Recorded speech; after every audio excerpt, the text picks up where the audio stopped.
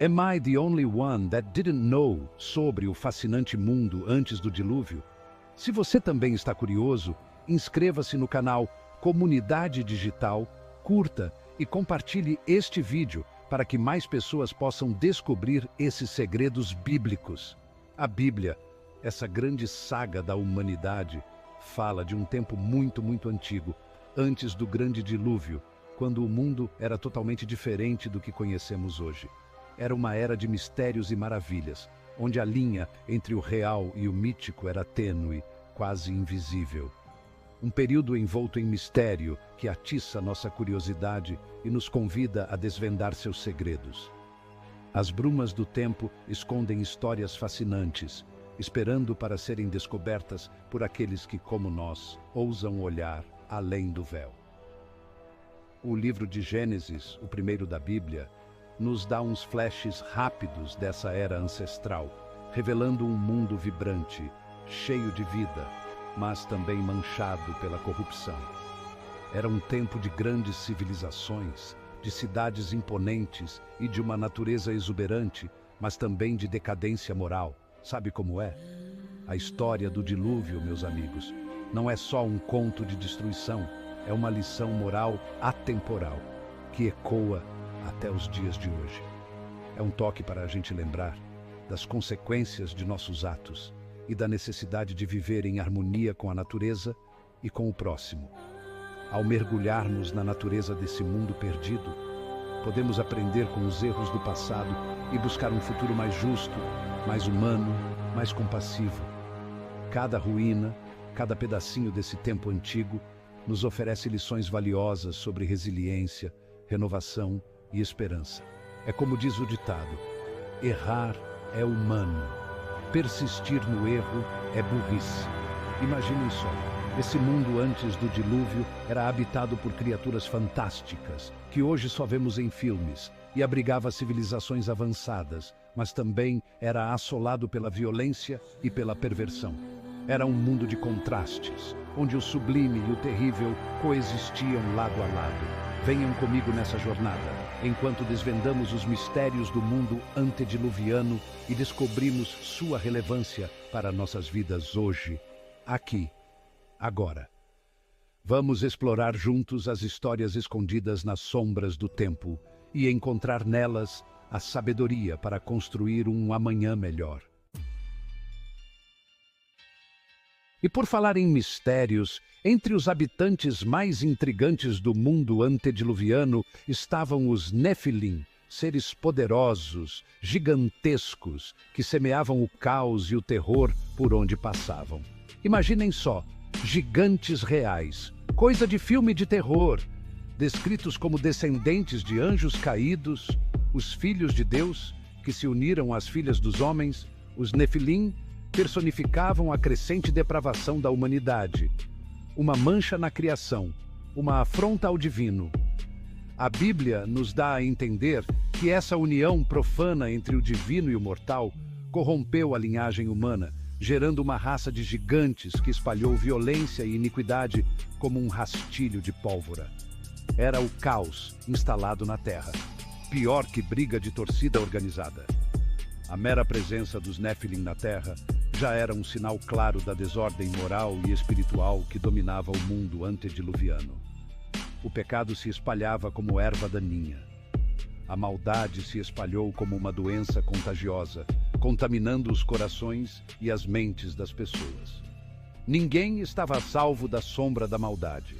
A violência virou rotina, algo banal, como um café da manhã, e a perversão moral corroeu os alicerces da sociedade, como ferrugem em um metal.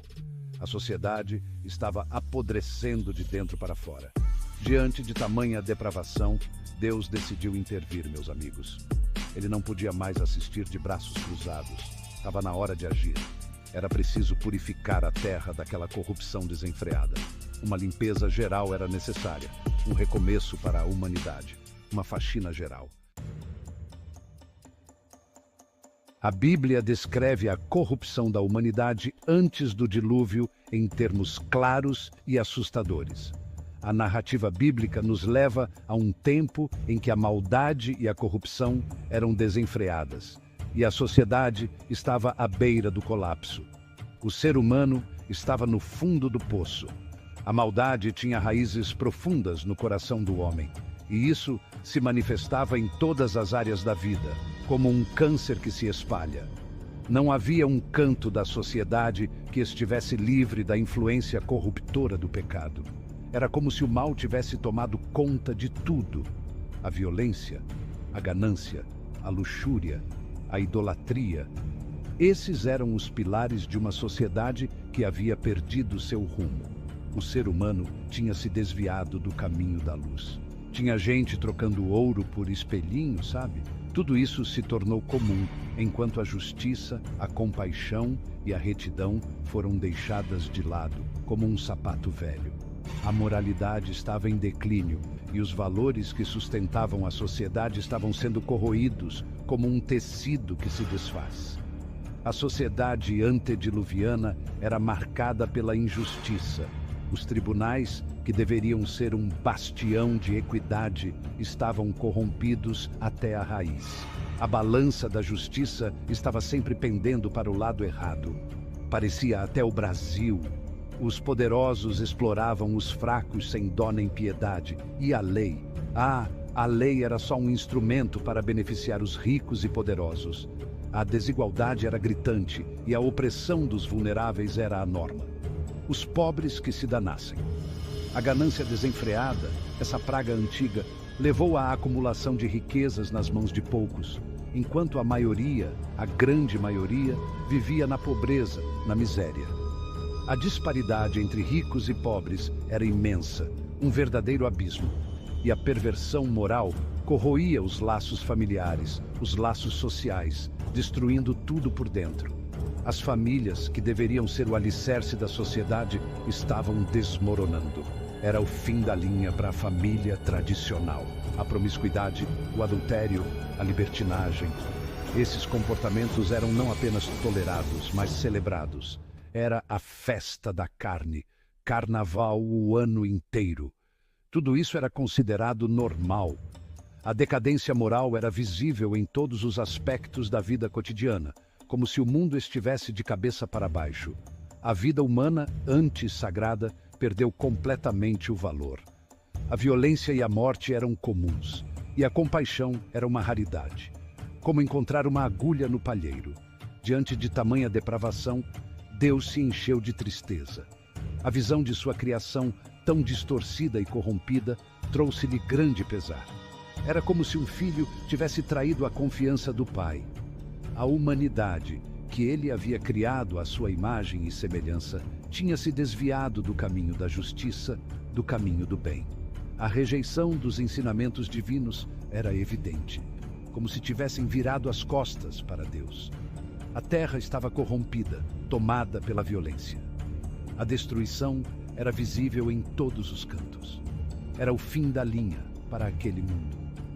A maldade humana contaminava tudo, como um vírus mortal. Não havia esperança de redenção sem uma intervenção divina.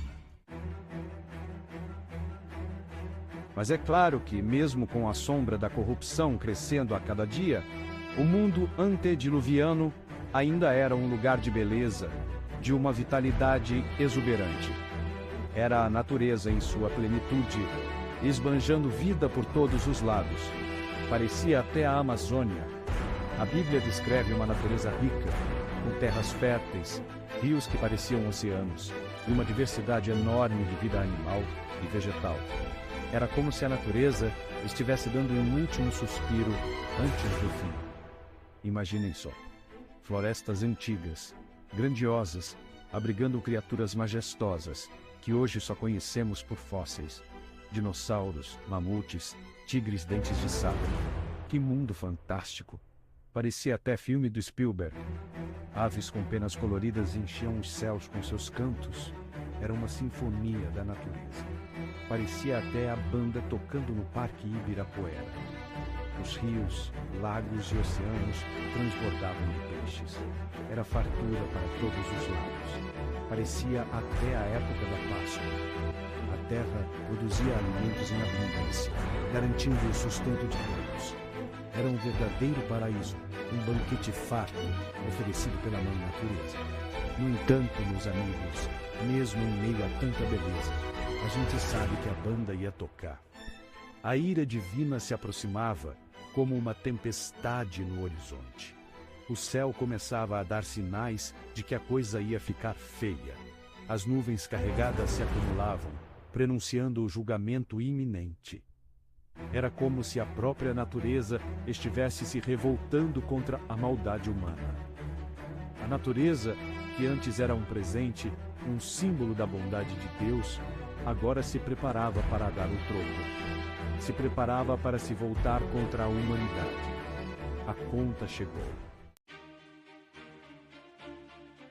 Em meio àquela escuridão moral, um homem se destacava: Noé. Ele era um farol de esperança, uma luz brilhante em um mundo mergulhado na corrupção e no pecado. No meio daquela multidão, Noé era o único que se salvava. Escolhido a dedo por Deus para uma missão importantíssima, Noé era um homem bom, justo, íntegro. Ele se destacava por sua retidão e fé inabalável, qualidades raras em uma época tão sombria. Noé era o tipo de cara que botava fé, sabe? Um verdadeiro pé de boi. Ele andava com Deus, seguia seus preceitos em um mundo que parecia ter se esquecido do Criador. Noé mantinha uma conexão profunda e sincera com o divino, algo que o diferenciava dos demais. Enquanto o mundo ia para um lado, Noé ia para o outro. Era o famoso cada um no seu quadrado. E Deus, então, revelou a Noé seu plano para purificar a terra daquela corrupção generalizada. Um dilúvio, uma inundação como nunca se viu antes. A revelação foi tanto um aviso quanto uma instrução. Deus basicamente disse: Noé, meu filho, a coisa está feia, vou ter que dar um jeito nisso aí. Mas, em sua infinita bondade, Deus também ofereceu um caminho para a salvação. A construção de uma arca gigantesca, capaz de abrigar Noé, sua família e um casal de cada espécie animal. Era uma tarefa monumental, mas também uma promessa de redenção. Uma espécie de Big Brother animal para salvar o mundo. Imaginem a cena: um homem sozinho recebendo a missão de construir um barco enorme capaz de resistir a um dilúvio. A magnitude da tarefa era inimaginável, um verdadeiro teste de fé e perseverança. Era de deixar qualquer um de cabelo em pé. Uma tarefa que parecia impossível, absurda até, para quem não tinha fé na palavra divina. Muitos olhavam com ceticismo, incapazes de compreender a grandiosidade do plano divino. O que esse velho gagá está fazendo? Deviam pensar.